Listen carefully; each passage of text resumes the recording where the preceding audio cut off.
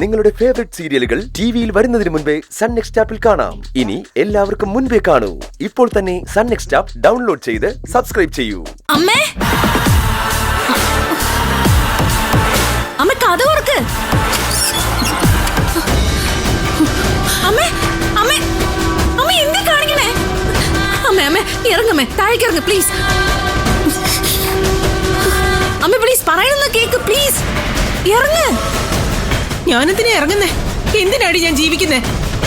നിനക്ക് ഇഷ്ടമുള്ള പോലെയല്ലേ നീ ജീവിക്കുന്നേ? പിന്നെ ഞാനെന്തിനാ? ഞാൻ ചത്തേക്കാം, അതാ നല്ലത്.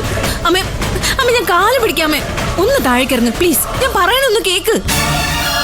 നീ തന്നിഷ്ടം പോലെ ജീവിക്കുന്ന ഈ വീട്ടില് ഇനി എന്റെ ആവശ്യം എന്താടി? ഞാൻ ചത്ത് തൊലഞ്ഞേക്കാം, അപ്പൊ നിനക്ക് സമാധാനാവുമല്ലോ. ഞാൻ പറയുന്ന ഒന്ന് കേക്ക്. ആ ഡോർ ഒന്ന് തുറക്ക് എന്റെ പൊന്നമ്മേലെ. നമുക്ക് എന്ത് കാര്യം ഉണ്ടെങ്കിലും പരിഹരിക്കാം. ആ ഡോർ ഒന്ന് തുറക്ക്, ഞാൻ അതിന്റെ അടുത്തേക്ക് വരാം. വാ അമ്മേ, കഥ തുറന്നേ, തുറക്ക്.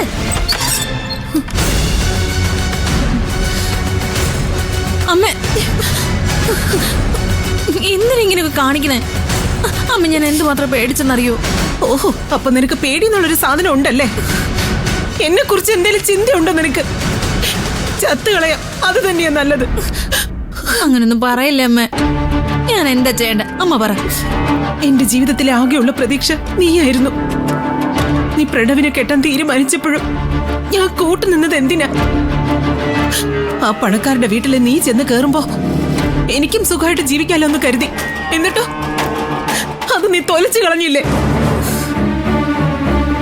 നിന്റെ അച്ഛനെ പോലും തള്ളി പറഞ്ഞിട്ടാ നിന്നെ പ്രണവിനൊപ്പം ഇവിടെ ഇറക്കി വിട്ടത്. ഓർമ്മയുണ്ടല്ലോ അത്. എന്നിട്ട് ഇപ്പൊ നീ കാണിക്കുന്ന എന്താ? വെറും 10 ലക്ഷം രൂപയ്ക്ക് വേണ്ടി ഡിവോഴ്സിന് സമ്മതിച്ചിട്ട് വന്നേക്കുന്നു. എടി, നീയൊക്കെ ഈ ജന്മം രക്ഷപ്പെടാൻ പോകുന്നില്ല. ഓഹോ, അപ്പൊ അതാണോ കാര്യം? എന്താ അത് പിന്നെ കാര്യമല്ലേ? എടി, 10 ലക്ഷം രൂപ കിട്ടിയിട്ട് നീ എന്ത് മാങ്ങാത്തൊരിയാ ഉണ്ടാക്കാൻ പോകുന്നേ? നിനക്കൊന്നും ജീവിക്കാൻ അറിഞ്ഞൂടാ. ഓരോ വണ്ടിയായി നിന്നെ സപ്പോർട്ട് ചെയ്യുന്നതിലും നല്ലത് കെട്ടി തൂങ്ങി ചാവുന്ന തന്നെയാ.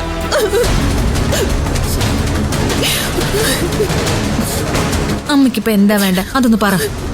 ഒന്നും വേണ്ട, എന്നെ ഒന്ന് ചാവാൻ വിട്ടാ മതി. ഞാനൊക്കെ തൊലഞ്ഞു തന്നേക്കാം. അങ്ങനൊന്നും പറയല്ലേ അമ്മ. അമ്മ എന്ത് പറഞ്ഞാലും ഞാൻ അനുസരിക്കാം. എന്ത് വേണമെന്ന് പറ. നീ എന്തിനാ ഡിവോഴ്സ് പേപ്പർ അയച്ചു കൊടുത്തത്? പോരാത്തതിന് 10 ലക്ഷം രൂപ തന്ന ബന്ധം ഒഴിഞ്ഞു കൊടുക്കാന്ന് ഏറ്റേക്കുന്നു. എടി, നിനക്കിത് എന്തിന്റെ കേടാ? ഞാൻ വിവാഹമോചനത്തിന് സമ്മതിക്കരുത്, അതല്ലേ അമ്മയുടെ ആവശ്യം? പിന്നല്ലാതെ. അതോടി കഴിഞ്ഞ പിന്നെ ജീവിതത്തിലെ സർവ്വ പ്രതീക്ഷ നശിച്ചു പോകത്തില്ലേ? എന്റെ പൊന്നമ്മേ, ഞാൻ ഇത്ര സിമ്പിൾ ആയിട്ട് പ്രണവിന് ഡിവോഴ്സും കൊടുത്ത് പറഞ്ഞു വിടുമെന്ന് അമ്മ കരുതുന്നുണ്ടോ?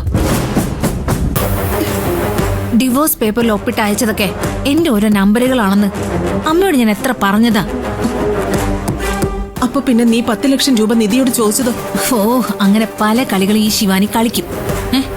ഞാൻ ആ നിധിയുടെ കണക്ക് കൂട്ടലുകൾ മുഴുവൻ തെറ്റിക്കും. നോക്ക്, വെറുതെ കെട്ടിത്തൂങ്ങി ചാവാൻ നിൽക്കാതെ മോള് കളിക്കുന്ന കളികൾ കണ്ടെങ്കിൽ പഠിക്കാൻ നോക്ക്.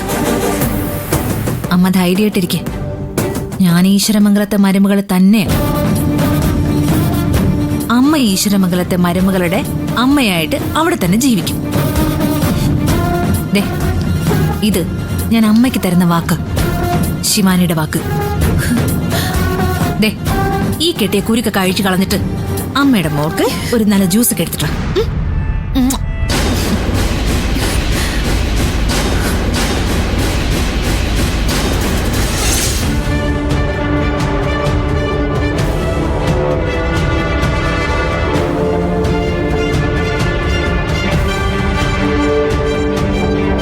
ഹലോ മേഡം, ഇങ്ങോട്ട് നോക്കിയേ.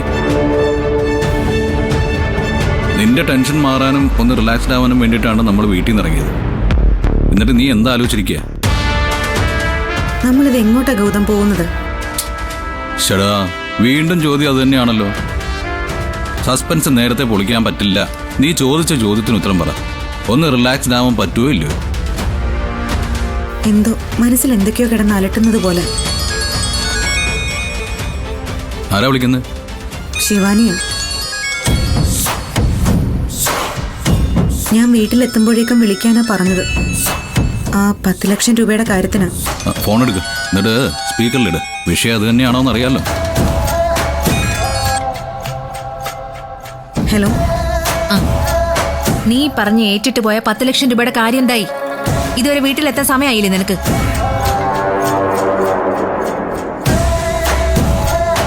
ചോദിച്ചത് കേട്ടില്ലേ? പൈസയുടെ കാര്യം നീ ഗൗതമായിട്ട് സംസാരിച്ചോന്ന്? സംസാരിച്ചു. ആ എങ്കി പറ, എന്റെ പൈസ എപ്പോ തരാൻ പറ്റും? അത് ഞാൻ ഛേ, അത് ഇതൊന്നും എന്റെ അടുത്ത് പറയണ്ട. പൈസ എപ്പോ കിട്ടും അത് പറഞ്ഞാ മതി.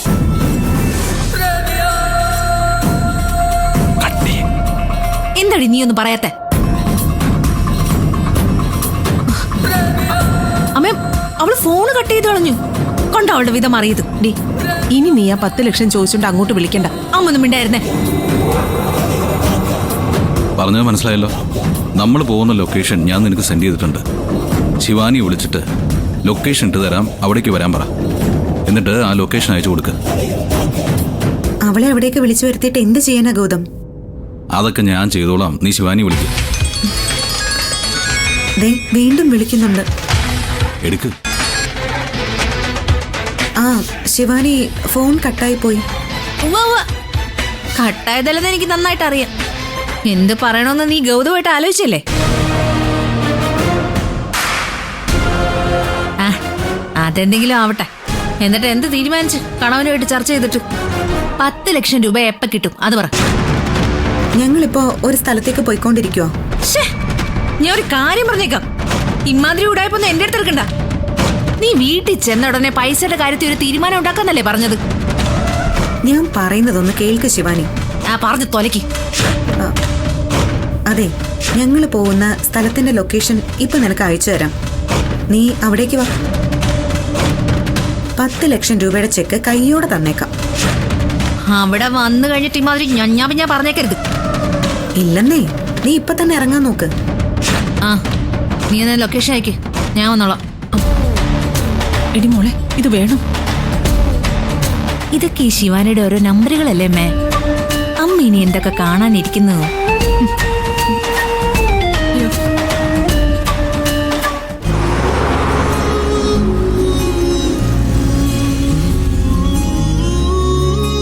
ഇവിടെ എന്താ പരിപാടി? ഇറങ്ങ് പ്ലീസ് ഗൗതം, ഇനിയെങ്കിലും സസ്പെൻസ് ഒന്ന് പൊളിക്കും. ഇറങ്ങ്. കാറിൽ തന്നെ ഇങ്ങനെ ഇരുന്ന് എങ്ങനെയാ സർപ്രൈസ് വിളിക്കുന്നത്? നീ അങ്ങോട്ട് ഇറങ്ങ്.